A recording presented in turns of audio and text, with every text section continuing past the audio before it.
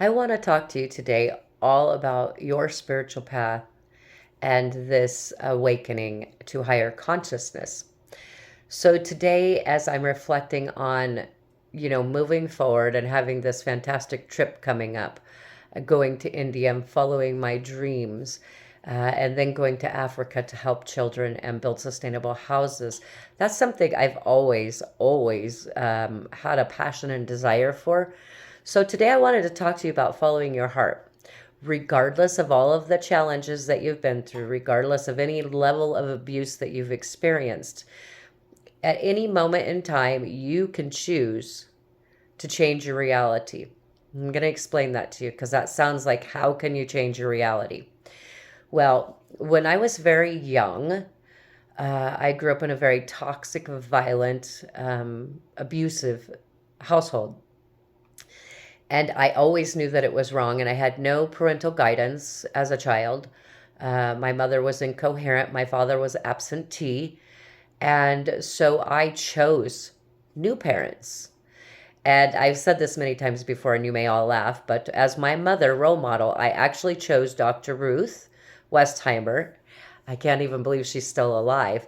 But the reason why I chose her was because she was on television at 2 o'clock every day when I came home from school, as well as she was informative. She was educational. She placed no judgment. And she spoke the truth about sexuality and just life in general. And I thought, wow, this lady, like this tiny little 4 foot lady that used to be a sniper, by the way, if you didn't know that, was educating us. And so I admired her greatly. And then for my male role models, I chose the Dalai Lama, Buddha, and Sidney Omar, who used to write the horoscopes for the Oregonian. Because my life was so chaotic when I was growing up that approximately like 10 or 12, I was reading the newspaper every morning when I got up to see what my horoscope was going to be, to see if I was going to have prepare myself for a very bad day or a good day. It was like my little piece of hope. But as a child, I used to pray all the time. And I oddly didn't really pray for myself. And I didn't realize that until about 5 years ago when I had a conversation with someone. And they asked me if I prayed for myself when I was growing up. And honestly, I didn't. For a long time, I thought God hated me. I thought he was punishing me because that's why I was experiencing all of the trauma that I was. I won't go into past lives, karma, anything like that. But I used to pray that everyone was well. I used to pray that if other people were healed, then my life would be easier. So it seemed very logical to me. Oh, that still touches my heart. I may get a little emotional. However, so also I used to pray that my life was a very different life. I used to pray not to have the life that I had. Please give me a brand new one. And I used to pray because I admired the Dalai Lama and then Amati, the hugging saint. I used to pray when I was little and then into my 20s and also as an adult that I would be something like Amati or the Dalai Lama so that I could set an example of love. And I wanted to be like Amati because Amati is a hugging saint.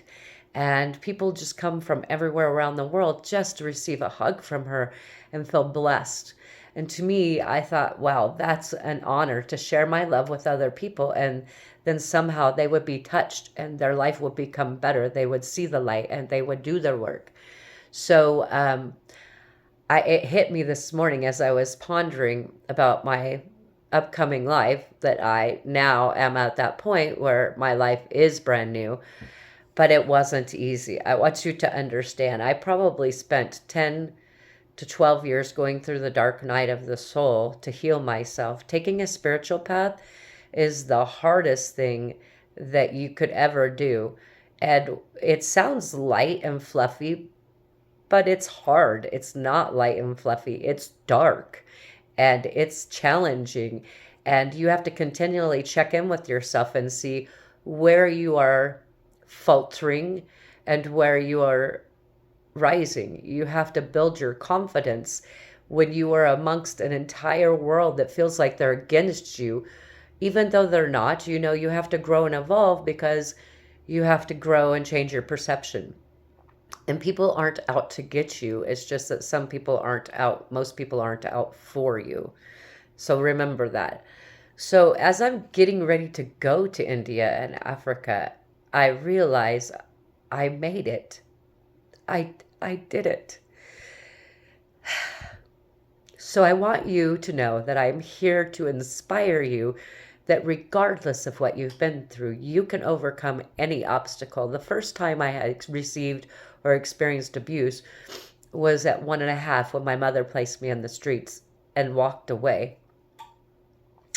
Not going to go into that story. You guys have heard it before. I just want to let you know that it doesn't matter how much you've been through. You need to sometimes, well, oftentimes, and for me, it was everyone. I had to remove everything and everyone from my life that was no longer serving me, and that included my family. The very, very people that I birthed, that I raised, that I married, that I cared for, that I loved, I had to walk away from because they didn't believe in me. And all they wanted to do was dim my shine so that I would continue to feed their themselves, their ego, their trauma. A lot of trauma bonding happens in life. You'll find you meet someone that's experienced something similar, and that's there for a lesson for you to be able to grow and evolve. Not everyone that has a trauma bond with you is there to assist you. It's really more of a energetic life support, right? You you tend to commiserate together about the abuse that you've experienced, but that's not what it's there for. It's there for you to realize that that's not what you want in your life, and you have to choose to walk away. And I know people will say, but I can't leave my family. Maybe you don't have to. Hopefully, you don't have to. Hopefully, you have family that supports and loves you, but not everybody does. And it's not that they don't love you necessarily, it's just that they can only meet you to the level that they love and understand themselves, right? And also remembering in your Akashic before you came that you wrote this in your records so that you would have turmoil and tribulation so that you could grow and evolve. And holding on to the resentment of people hurting you only holds you back.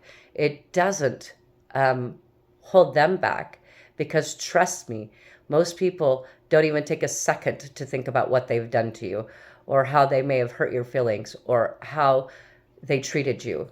And if you want to reflect on hurt feelings, Dr. Wayne Dyer. Yes, I'm an old soul and I'm an old person in this lifetime, not, uh, you know, in numbers according to human years. I'm 54. And so the people that I reference to have been around for quite some time, like Dr. Wayne Dyer. I was just listening to him this morning, and he was talking about resentment and hurt feelings. And it's true. No one can hurt your feelings unless you let them, right? So maybe they say something out of ignorance or just plain out of coldness, and it's up to you to decide whether or not you're going to let that affect you. I recommend that you don't, even though it's hard, but we have attachments to people, and oftentimes to get to where we're going, you have to release them. In other words, like taking this spiritual path where I'm getting ready to go to India, that's something I've dreamed of my whole life. I went to college and studied history of India because I was curious and fell in love with it. I took African literature and art because I fell in love with it. But really, what that was my soul reminding me of who I am and where I've been. And those are obviously places that I've been in other lifetimes and a part of my soul that I won't ever forget. And those are excellent pieces of me that help me grow and get through this awakening that we're going through and heal the dark night of the soul. So I just want to remind you that do believe in yourself no matter what, and dreams do come true. And if you do your due diligence on working on healing the dark night of the soul and breaking karmic generational debt, and the trauma, if you do that and you continue to grow and evolve Whether you are physically alone or not, your guides and your angels are always with you. And those people that were in your life that may be parents that abused you or whatnot, believe it or not, there's a saying they say that if your parents die young in life and you're left alone without an elder, that's because they agreed to help you on the other side.